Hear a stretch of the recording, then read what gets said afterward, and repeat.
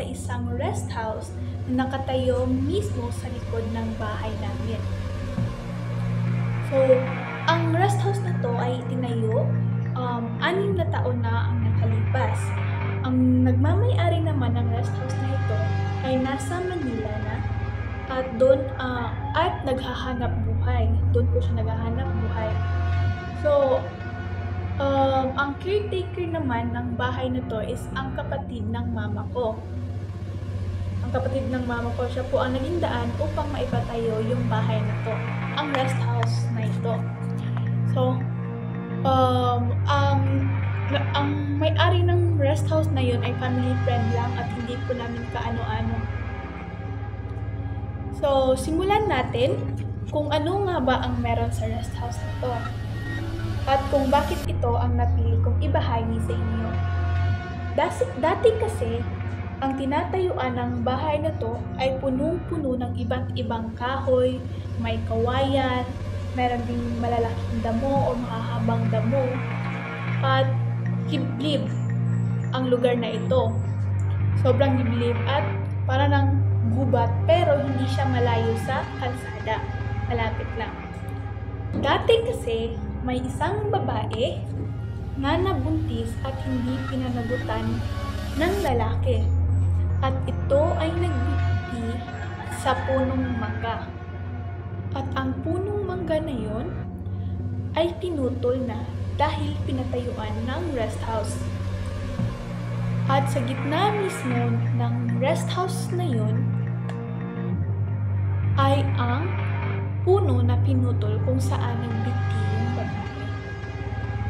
Nung bago pa man itong bahay na to ay wala pang masyadong nagpaparamdam dahil nga dito kami laging tumatambay, dito kami nagsasaya, ganyan. Then,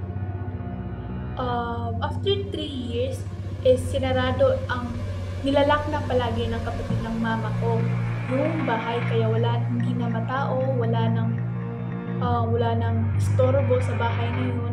As in, wala talagang pumupunta doon. Ganyan.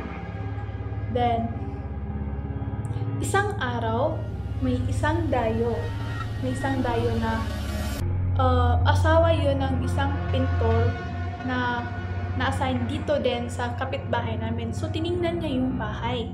Tapos, sabi niya na meron daw isang itim na elemento. Ay, hindi isa. Marami pala. Parang 6 ata yung sinabi niya na may mas itim daw na elemento na nakatira sa bahay na yun. Which is, pag sinabi natin itim na elemento is parang masama, di ba? Masama or parang negative energy sa bahay. So, fast forward, yung kapatid ng mama ko is nanganak.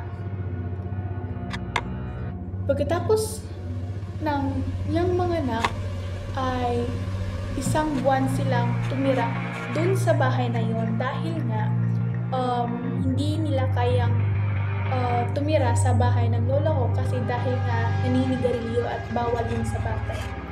So 1 buwan silang tumira doon. So, sa loob ng 1 buwan, silang lahat ay nagkakasakit-sakit. Kapag nawalan na yung sakit ng isa, sa isa na naman pupunta yung sakit. At sabi nila, kapag doon daw sila nakatira, is wala daw pera na dumadating sa kanila. Palagi po silang gumagastos, lalo na po sa mga gamot na kinakailangan nila. At yung tindahan po nila ng time na yun is matumal po yung benta. Hindi po gaanong kadami yung bumibili, hindi po malaki yung kinikita, ganyan. Pati nga newborn na bata is nagkakasakit din dun. Kahit ano-anong sakit na yung dumadapo sa bata. Then, yung newborn na bata is kapag nandun siya, palagi siyang umiiyak. Dapat karga-karga mo siya palagi. Hindi talaga siya nagpapabitaw. Kahit natutulog pa yun, gigising yun, iiyak. Basta ayaw niya talagang magpalapag. Kalagi niyang kinakarga siya lagi. Kahit nga oras na yun ng gabi, palagi din siya umiiyak talaga siya, hindi talaga niya kayang, wala talaga silang tulog halos nung doon pa sila tumira. Pero paglipas ng 1 buwan ay bumalik, hindi na kinaya ng kapatid ng mama ko na tumira doon sa bahay na yon. Kaya bumalik sila sa bahay ng lola ko. Tapos doon is nawala yung mga sakit-sakit nila, hindi na sila palaging pumupunta ng ospital para magpagamot. Tapos yung bata, hindi na siya umiiyak kapag hindi mo karga. Ganon, hindi na talaga siya umiyak, nahimbing na yung tulog nila, hindi na masyadong gumigising yung bata ng 10 oras ng gabi para manghingi ng gatas, ganyan. Talagang pagdating nila sa bahay ng lola kay matiwasay na yung buhay nila. Tapos yung tindahan nila is hindi na matumal yung kita, lagi nang may bumibili, yung nakakaipon na sila kapag nakakaipon na talaga sila simula nung umalis sila sa bahay na yun. So pagkatapos nung umalis yung kapatid ng mama ko sa bahay na yun is wala na talagang tumitira doon, wala nang tao, ganyan. Kasi nga, tas nilalak na po palagi yun ng kapatid ng mama ko. Para sa akin, naniniwala talaga ako na nandun pa yung babae. Kasi isang beses nga, pero hindi naman babae yung nadinig ko. Parang parang ginugulo lang ganun. Isang umaga, habang ako ay naghuhugas dun sa likod namin, naghuhugas ako ng pinggan. It's around 6 a.m. in the morning.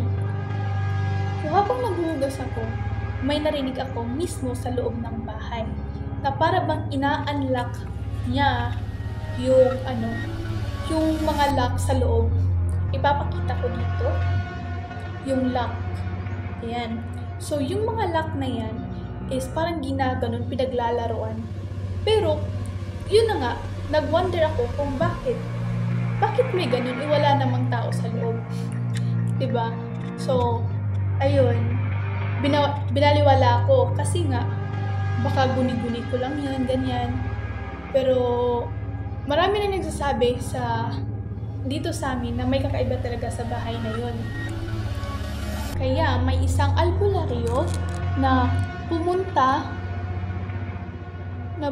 doon para orasyonan, para mag-orasyon sa bahay na yun, para mapaalis yung negative energy ng bahay na yun or yung mga elemento na masama.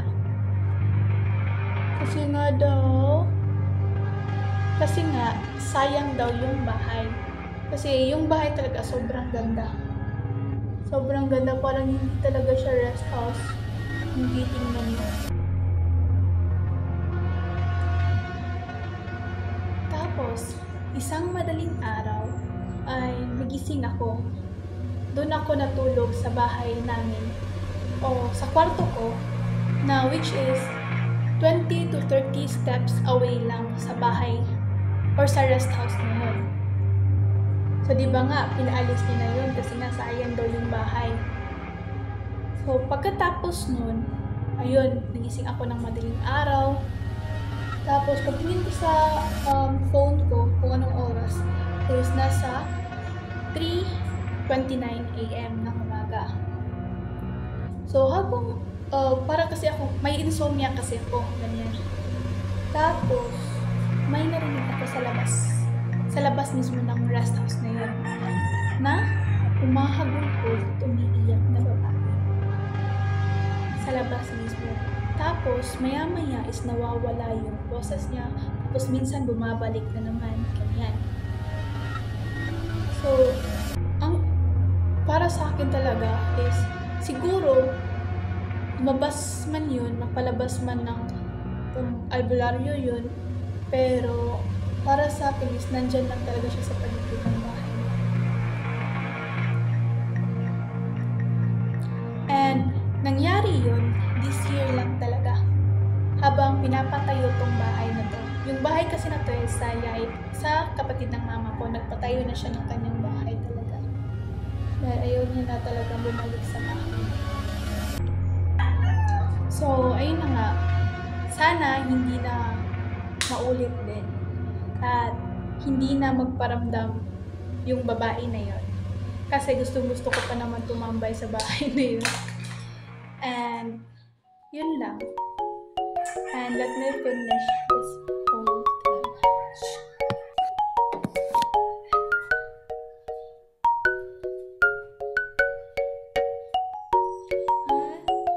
Eto na yan.